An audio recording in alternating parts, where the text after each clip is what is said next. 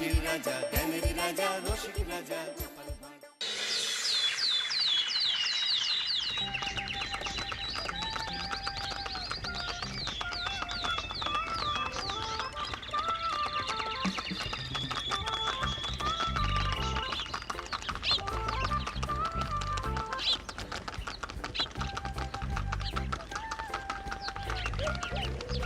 অনেক দিন পর বেশ লাগছে বন ভ্রমণ।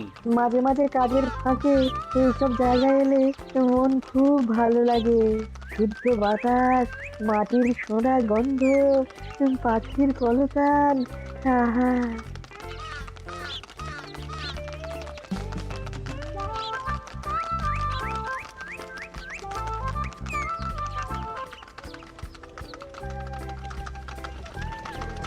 মহারাজের রথ থামছে। আমরা এইখানে বসে আজ রাজকার্য পরিচালনা করব।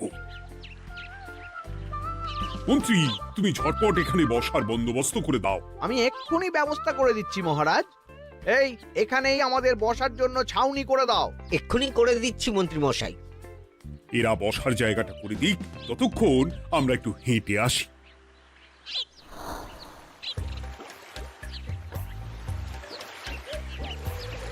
সকালবেলা হাঁটা শরীরের পক্ষে খুব ভালো মহারাজ।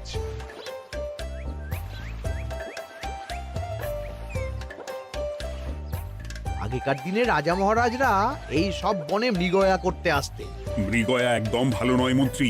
তুমি জঙ্গলে আসছো অন্য প্রাণীদের মারতে। কেন মারবে? ওরা তো তোমার কোনো ক্ষতি করেনি। না, তা করেনি, কিন্তু তখন ওটা রাজা মহারাজাদের খেলা ছিল। শুনেছি আপনার প্রপিতামহ খুব ভালো বাঘ শিকার করতেন, অনেক বাঘ মেরেছেন। মন্ত্রী, তুমি একটা কথা হয়তো জানো না। আমার প্রপিতামহ শিকার করতেন, কিন্তু কোনো স্বাভাবিক জানোয়ারকে নয়। যে বাঘ মানুষ খেকো হয়ে প্রজাদের ক্ষতি করত, আমার প্রপিতামহ সেই সমস্ত বাঘদেরই মারতেন। এছাড়া উনি বন্য প্রাণী সংরক্ষণ করতে বড়ই ভালোবাসতেন।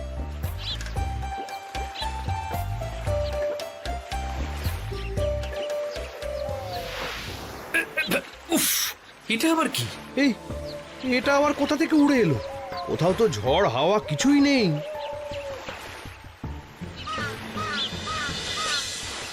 একটা ধাঁধা মহারাজ, এই কাগজে লেখা।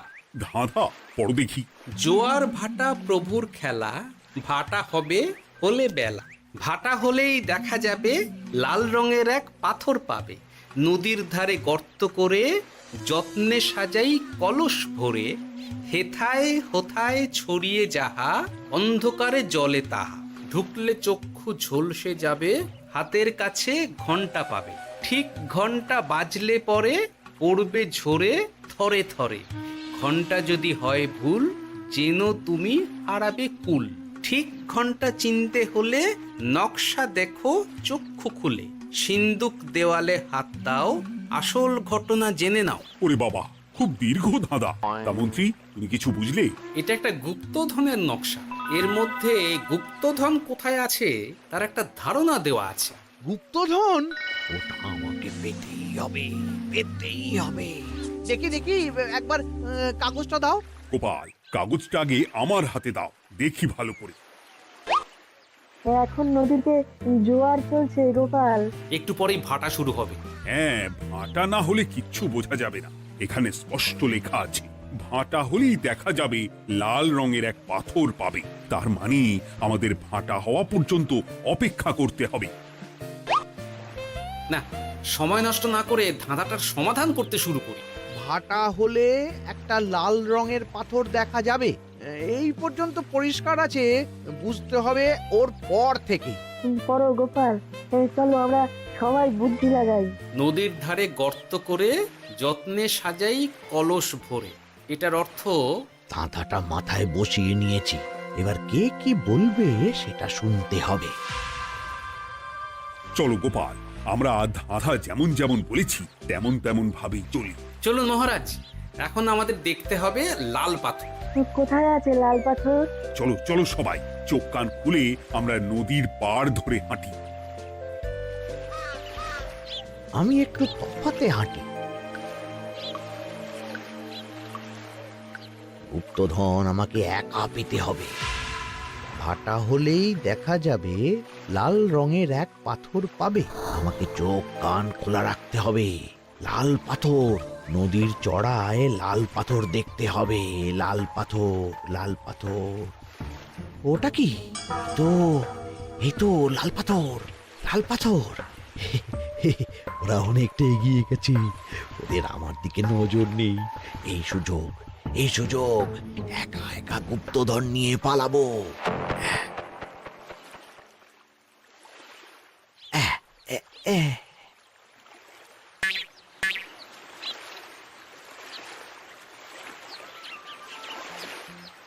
কি গো, আমরা তো হেঁটেই চলেছি, লাল পাথর তো কই দেখতে পাচ্ছি না।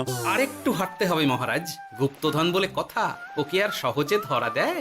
সেটা অবশ্য সঠিক কথা। আচ্ছা, আমরা সবাই তো আসছি হেঁটে হেঁটে, মন্ত্রী মশাই গেলেন কোথায়? ও কি যে ঘটে! সত্যি তো, মন্ত্রী কোথায়? ও সেনাপতি, মন্ত্রীকে দেখেছো? কই না তো মহারাজ। তাহলে কোথায় গেলেন মন্ত্রী মশাই? এই জঙ্গলে বাঘ ভাল্লুক আছে, শেষে কিনা বাঘে নিল। হায় হায় হায়, মন্ত্রী গিন্নির কাছে আমি কি মুখ দেখাবো? হুম, বাঘ ভাল্লুকের পেটে যাবার লোক তো মন্ত্রী মশাই নন। ও গোপাল, কি ভাবছো? কিছু তো একটা বলো। এখন আমাদের মন্ত্রী মশাইকেই খুঁজতে হবে। তবে মন্ত্রী মশাই বাঘ ভাল্লুকের পেটে যায়নি। তুমি নিশ্চিত হচ্ছ কি করে? অত পেঁচালো মানুষকে বাঘ ভাল্লুক গন্ধ শুকেই ছেড়ে দেবে, হজম করতে পারবে না। না না না, এখন রসিকতা করার সময় নয়, আমাদের মন্ত্রীকে খুঁজে বার করতেই হবে। কোথায় গেল মন্ত্রী? চলো চলো, গুপ্তধন মাথায় থাক, চলো মন্ত্রীকে খুঁজি। মন্ত্রী কোথায় গেল কে জানে। একবার পুরো ধাঁধাটা ঝালিয়ে নি। ভাটা হলেই দেখা যাবে লাল রঙের এক পাথর পাবে। ভাটা হয়েছে, লাল রঙের পাথরের মাথায় চাপ দিয়ে গুহার মুখও খুলেছি। এবার নদীর ধারে গর্ত করে যত্নে সাজাই কলস ভরে। এটাই তো ঠিক বুঝতে পারছি না।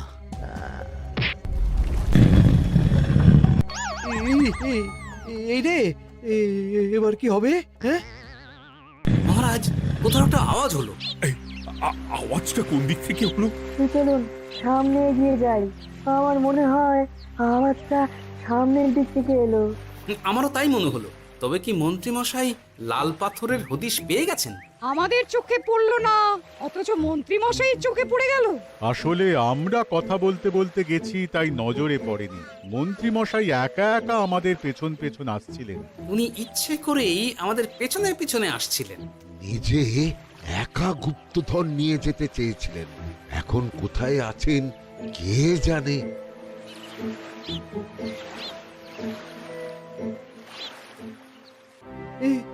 অন্ধকারে কিছু দেখতে পাচ্ছি না তো। ধাঁধাতে কি ছিল? হ্যাঁ, কি ছিল? হেথায় হোথায় ছড়িয়ে যাহা, অন্ধকারে জলে তাহা, ঢুকলে চক্ষু ঝলসে যাবে, হাতের কাছে ঘন্টা পাবে। পেয়েছি পেয়েছি, ঘন্টাটা পেতে হবে। ঘন্টা। ভাটা হলেই দেখা যাবে লাল রঙের এক পাথর পাবে। নদীর ধারে গর্ত করে যত্নে সাজাই কলস ভরে, হেথায় হোথায় ছড়িয়ে যাহা, অন্ধকারে জলে তাহা, ঢুকলে চক্ষু ঝলসে যাবে, হাতের কাছে ঘন্টা পাবে। ঠিক ঘন্টা বাজলে পরে পড়বে ঝরে থরে থরে, ঘন্টা যদি হয় ভুল, যেন তুমি হারাবে কুল। ঠিক ঘন্টা চিনতে হলে নকশা দেখো চক্ষু খুলে, সিন্দুক দেওয়ালে হাত দাও, আসল ঘটনা জেনে না। এবারে ভালো করে ঠান্ডা মাথায় ভাবতে হবে। ভাটা হলেই দেখা যাবে লাল রঙের এক পাথর পাবে। সেই লাল পাথরটাই তো খুঁজে পাওয়া যাচ্ছে না, অথচ মন্ত্রী মশাই খুঁজে পেলেন। আওয়াজটা কোথা থেকে আসছিল? এই কাছে পিঠে এই কোথা থেকে আওয়াজটা আসছিল।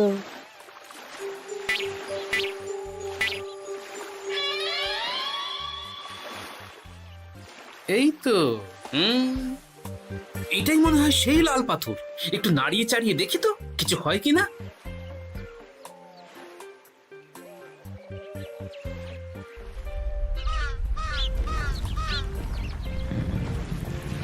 এই তো কাজ হয়েছে। এই তো সুড়ঙ্গ।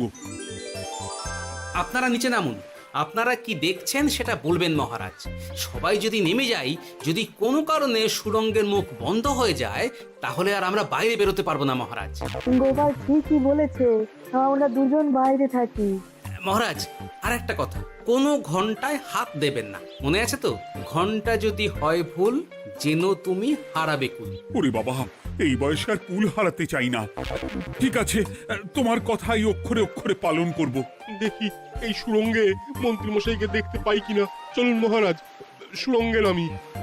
সবাই সাবধানে নামো।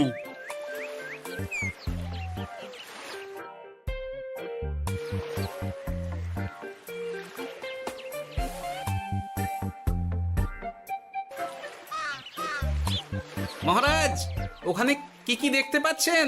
ওখানে কি মন্ত্রী মশাই আছেন? না গোপাল, মন্ত্রীকে এখনো দেখতে পাইনি। শুধু আমি এখানে অজস্র পাথর দেখতে পাচ্ছি। পাথরে পাথরে ছয়লাভ, ছোট বড় অজস্র। পাথরগুলো বড় অদ্ভুত, কিরকম কিরকম মানুষ মানুষ গড়ন। লম্বা বেঁটে হরেক রকম। মানুষ মানুষ গরম, সেটা কি রকম? আর কিছু? কোনো কলসি কি দেখতে পাচ্ছেন? কলসি তো দেখতে পাচ্ছি না। মহারাজ, কলসি থাকতেই হবে, কারণ ধাঁধায় লেখা আছে, নদীর ধারে যত্ন করে যত্নে সাজাই কলস ভরে। গর্তটা আসলে হলো সুড়ঙ্গ, কিন্তু কলস।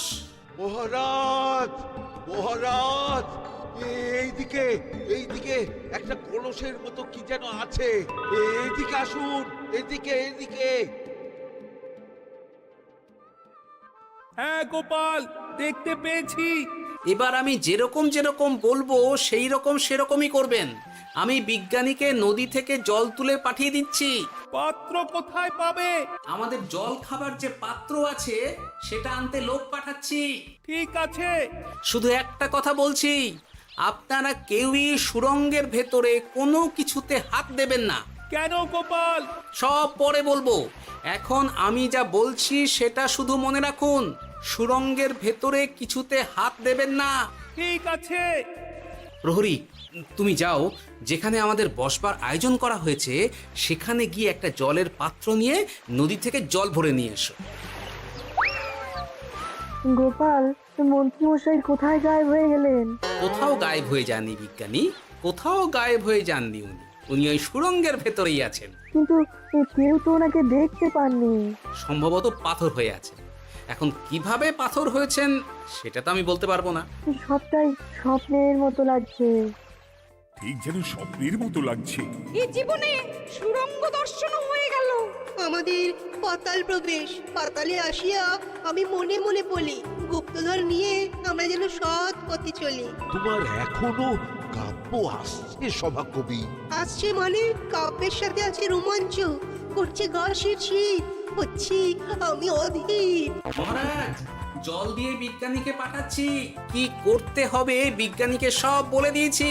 তুমি ভেতরে আসবে না? আসবো ঠিক সময়ে। এখন আমি যেমন যেমন বলবো আপনি ঠিক তেমন তেমন করবেন। ঠিক আছে। বিজ্ঞানী, যেমন যেমন বললাম ঠিক তেমন তেমন ভাবে কলসিকে জল দিয়ে পরিষ্কার করবে। মনে রেখো, ধাঁধায় আছে কলসি সাজাই যতন কর। তুমি একটা কথা মনে রেখো বিজ্ঞানী, কোথাও হাত দিও না কিন্তু। ঠিক আছে গোপাল, তোমার উপস্থিত বুদ্ধির তুলনা নেই। আমি যাচ্ছি গোপাল। সাবধানে সাবধানে। মহারাজ, বিজ্ঞানী যাচ্ছে। সাবধানে নামো, সাবধানে। মহারাজ, এই কলসিটা কোথায়? ওই তো, একটু সাবধানে যাও।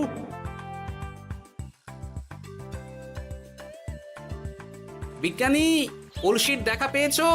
পেয়েছি পেয়েছি পেয়েছি। এবারে কলসিটাকে ভালো করে জল দিয়ে ধুয়ে দাও। কলসির আলোয় সুড়ঙ্গ আলোকিত গোপাল। এরপর কি? ভালো করে দেখুন মহারাজ, কোথাও ঘন্টা দেখতে পাচ্ছেন কিনা। ঘন্টা একটা তো নয়, সার সার ঘন্টা, অনেকগুলো ঘন্টা। সাবধান, ঘন্টায় হাত দেবেন না, শুধু দেখুন।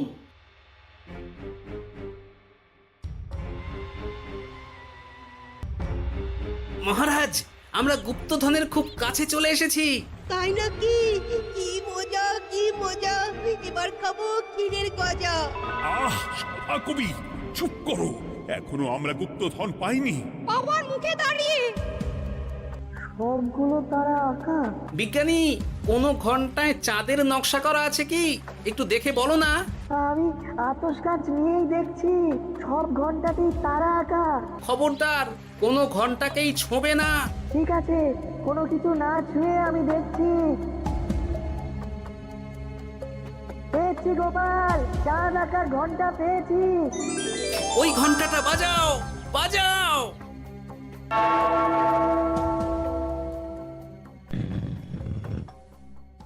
গুপ্তধন পেয়েছেন মহারাজ? বাঁচাও বাঁচাও বাঁচাও।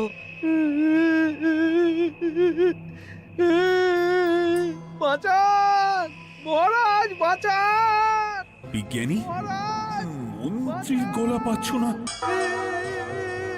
মহারাজ, আমি পাথর হয়ে আছি, আমাকে মানুষ করুন মহারাজ। তুমি তো মানুষই ছিলে, হঠাৎ করে পাথর হলি কেন? মহারাজ, গুপ্তধন পেয়েছেন? পেয়েছি, তার সাথে মন্ত্রীকেও পেয়েছি। মন্ত্রী এইখানে কোথাও পাথর হয়ে দাঁড়িয়ে আছে। দাঁড়ান মহারাজ, এবার আসছি। সাবধানে এসো। আমি ভেতরে যাচ্ছি, বুঝলে? যদি কোনো কারণে দেখো পাথরটা গুহার মুখটা আটকে দিয়েছে, অমনি তোমাদের কাজ হলো পাথরটাকে ছুঁয়ে ফেলা, বুঝলে? ঠিক আছে গোপাল দাদা। আমার মনে হয় বিপদ আর কিছু ঘটবে না, তবুও সাবধানের তো মান নেই। ঠিক আছে, তুমি নিশ্চিন্তে ভেতরে যাও। বাঁচাও, আমাদের বাঁচাও, আমাদের সবাইকে মানুষ করুন। আমাকে মানুষ করুন মহারাজ। আপনাকে তো মানুষ করা হবে মন্ত্রী মশাই। আগে বলুন, আপনি পাথর হলেন কি করে? ও, মনে পড়েছে, ধারার শেষ লাইন, সিন্দুক দেওয়ালে হাত দাও, আসল খবর জেনে না। সত্যি গোপাল, তুমি না থাকলে এই এত কিছু আমাদের সবার কাছে অজানাই থেকে যেত।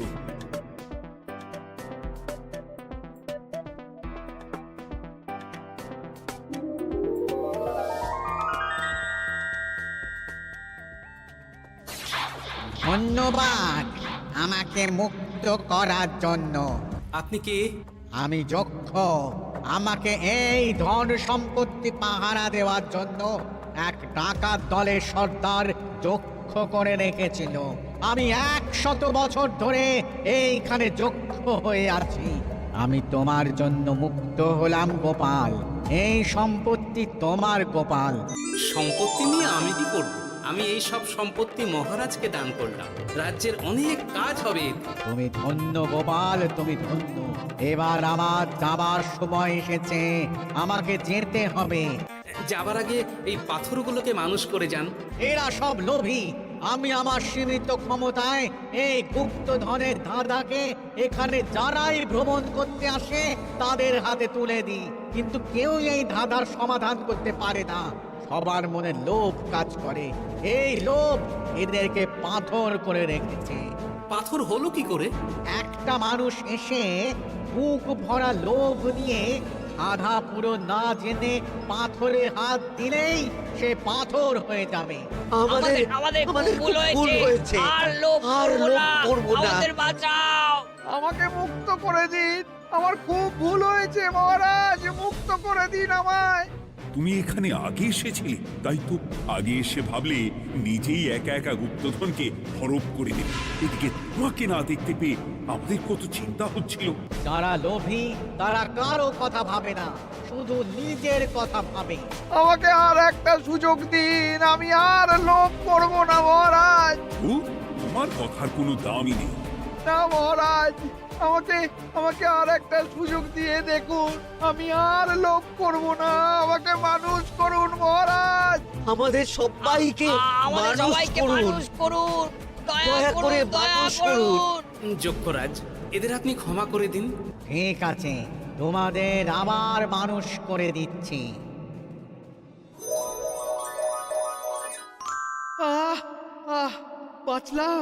বাঁচলাম।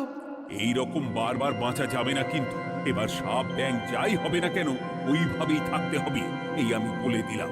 এবার আমার মুক্তি।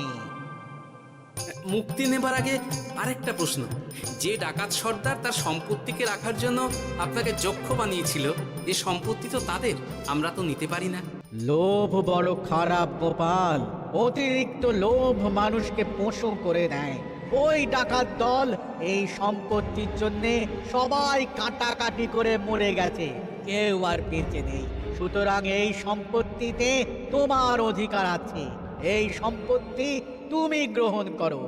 নিলাম আমি, কিন্তু এই সম্পত্তি মহারাজকে আমি দান করলাম। ডাকাত দল জনগণের সম্পদকে লুঠেই তো সম্পত্তি বানিয়েছে, তাই আমি জনগণের কাজে লাগবার জন্যই এই সম্পত্তি মহারাজকে দিলাম। গোপাল, তোমার জয় হোক। এবার তাহলে আমি যাই, তোমরা সবাই সুখে থেকো আর ভালো থেকো। গোপাল, তোমার তুলনা হয় না, তোমার ঋণ আমি কোনোদিন শোধ করতে পারবো না। তুমি কৃষ্ণনগরের জন্য যা করলে তা ইতিহাসে লেখা থাকবে। না মহারাজ, আমি এমন কিছু করিনি, এই কাজ সবাই করবে। জয় গোপালের জয়, জয় গোপালের জয়, জয় কৃষ্ণনগরের জয়।